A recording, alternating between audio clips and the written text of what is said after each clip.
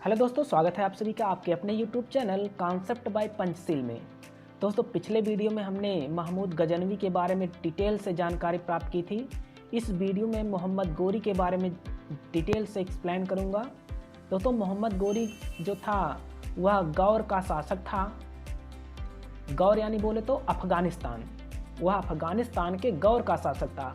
और मोहम्मद गोरी के शासनकाल की बात किया जाए तो 1173 से 1206 ईस्वी तक उसका शासनकाल रहता है। और 1173 में मोहम्मद गोरी ने गौर का शासक बना। मोहम्मद गोरी के पूरा नाम की अगर बात की जाए तो उसका नाम शहाबुद्दीन मोहम्मद गोरी था। और यह भारत पर आक्रमण करने के उद्देश्य से नहीं आया था, बल्कि भारत में इस्लाम धर्म का प्रचार प्रसार करने के लिए भारत आया था। बात करें मोहम्मद गोरी के प्रथम आक्रमण की तो 1175 ईस्वी में मुल्तान पर आक्रमण किया था। उस समय मुल्तान के जो शासक थे मूलराज थे। मूलराज और मोहम्मद गोरी के बीच में युद्ध होता है, जिसमें मूलराज पराजित हो जाता है और मोहम्मद गोरी की जीत होती है। दूसरे युद्ध की बात करते हैं इसके तो 1178 ईस्वी में हुआ था, गुजरात में हुआ था। उस समय गुजरात के शासक भीमदेव द्वितीय थे। उस भीमदेव द्वितीय और मोहम्मद गोरी के बीच में युद्ध होता है, जिसमें मोहम्मद गोरी इस युद्ध को जीत जाता है। इसके बाद इसका अगला आक्रमण होता है 1191 ईस्वी में दिल्ली में होता है। उस समय दिल्ली के शासक हमारे पृथ्वीराज चौहान थे, जो कि चाहमान वंश के थे। इस 1191 के युद्ध को तराइन के प्रथम युद्ध के नाम से जाना जाता है। तराइन के प्रथम युद्ध में मोहम्मद गोरी और पृथ्वीराज चौहान के बीच में जब युद्ध होता है तो इसमें मोहम्मद गोरी की हार हो जाती है।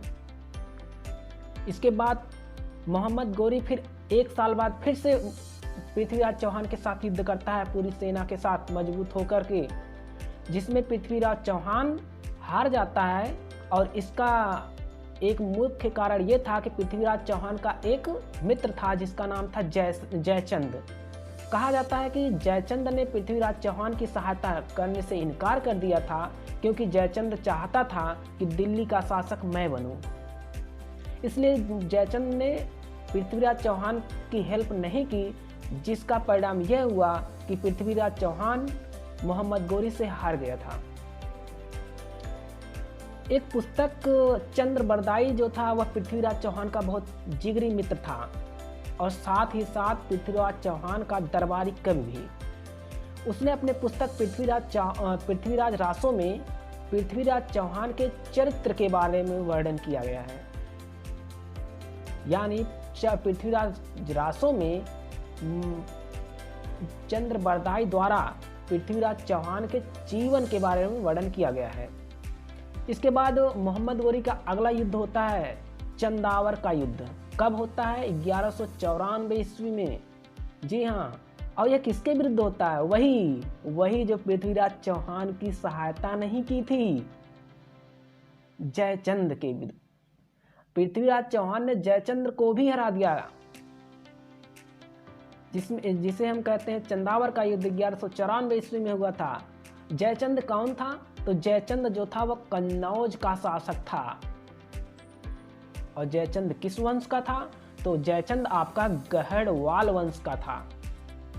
इसके बाद मोहम्मद गोरी अनेक युद्ध करते हुए और सभी युद्धों में लगभग जीतता आ रहा था। मोहम्मद गोरी ने भारत में अनेक सिक्के भी जारी किए। इन सिक्कों पर एक तरफ माता लक्ष्मी की फोटो रहता था और दूसरी तरफ वह देवनागरी लिपि में मोहम्मद बिन शाम लिखा था। इसका मतलब ये हुआ कि मोहम्मद गोरी ने जो सिक्के जारी किए थे उस पर एक तरफ माता लक्ष्मी की फोटो और दूसरी तरफ मोहम्मद बिन शाम जो कि देवनागरी लिपि में लिखा था। ऐसा माना जाता है कि मोहम्मद गोरी भले ही इस्लाम धर्म के प्रचार प्रसार करने के लिए आया था, लेकिन वह भारत में आकर हिंदू धर्म से लगाव कर बैठा था। इसके बाद ही मोहम्मद गोरी के दो सेनापति थे, बख्तियार खिलजी और कुतुबुद्दीन ऐबक। इसमें जो कुतुबुद्दीन ऐबक था वह मोहम्मद गोरी का बहुत ही करीबी सेनापति था। उन्होंने मोहम्मद गोरी मोहम्मद गौरी ने कुतुबुद्दीन ऐबक को दिल्ली का कार्यभार संभालने के लिए दिल्ली को उसके हाथों में देकर वह अपने पुराने स्थान अफगानिस्तान चला जाता है। और ऐसा कहा जाता है कि अफगानिस्तान से जब वह आ रहा था इस्लाम धर्म की प्रचार प्रसार करने के लिए, तो अफगानिस्तान से आते हुए भारत में प्रवेश करते समय वहाँ के जो इलाके थे वहाँ के आदमियों को मारते हुए भारत में प्रवेश करते हुए आ रहा था। तो वहाँ के लोग बहुत ही गुस्से में थे।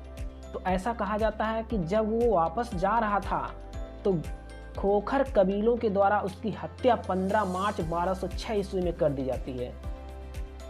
मोहम्मद गौरी की हत्या खोखर कबीले के द्वारा 15 मार्च 1206 ईस्वी में कर दी जाती है, जिसके बाद मोहम्मद गौरी की वहाँ पे मृत्यु हो जाती है। दोस्तों अगले वीडियो में मैं जानकारी ये आपको दूंगा कि मोहम्मद गौरी ने जो मोहम्मद गौरी के जो दो सेनापति थे बख्तियार खिलजी और कुतुबुद्दीन ऐबक। हालांकि कुतुबुद्दीन ऐबक ने दिल्ली में शासन कार्यभार संभाला और गुलाम वंश की स्थापना करता है, लेकिन बख्तियार खिलजी जो था उसमें से बहुत क्रूर शासक था। वह बिहार में स्थित विक्रमशिला विश्वविद्यालय, नालंदा विश्वविद्यालय जैसे बड़े महान विश्वविद्यालयों को विध्वंस कर दिया। उसको नालंदा विश्वविद्यालय में आग लगा दिया। एक कहानी आपको मैं बताता हूँ। ऐसा कहा जाता है कि नालंदा विश्वविद्यालय में एक ऐसे आयुर्वेद के विज्ञान थे, मनोवैज्ञानिक थे, मनोवैज्ञानिक नहीं बोल सकते हैं उसको, मतलब एक वेद थे, वैद्य, जिसे वैद्य कहते हैं, जो आपके रोगों का उपचार करते थे। ऐसा कहा जाता है कि एक बार बख्तियार खिलजी को क्षय रोग हो गया था। वह क्षय रोग से मर रहा था। तो वो किसी के द्वारा पता चला कि ये बख्तियार खिलजी के जो करीबी लोग थे वह वहाँ पे गए। तो उन्होंने कहा कि मैं यहाँ के एक हिंदू के द्वारा इलाज नहीं करवाऊँगा। तो बख्तियार खिलजी के इलाज के लिए वहाँ के शासक उसको, जो वहाँ के वैद्य थे, एक पुस्तक पढ़ने के लिए देते हैं और उस पुस्तक में दवा लगा दिए थे। जब बख्तियार खिलजी पुस्तक को पढ़ रहा था तो पुस्तक को पढ़ते पढ़ते वो उसके क्षय रोग ठीक हो गए। वह आश्चर्यचकित हो गया कि ऐसा क्या चमत्कार हो गया, इतने बड़े बड़े विद्वान इसमें बैठे हैं। तो उसने क्या करता है कि नालंदा विश्वविद्यालय को ही जला दिया। सोचिए, उसी की भलाई की, और उसने ही नालंदा विश्वविद्यालय को इसलिए जला दिया क्योंकि उसमें बहुत बड़े बड़े वैद्य थे जो बहुत बड़ी बीमारियों को अपने जड़ी बूटियों से ठीक कर देते थे।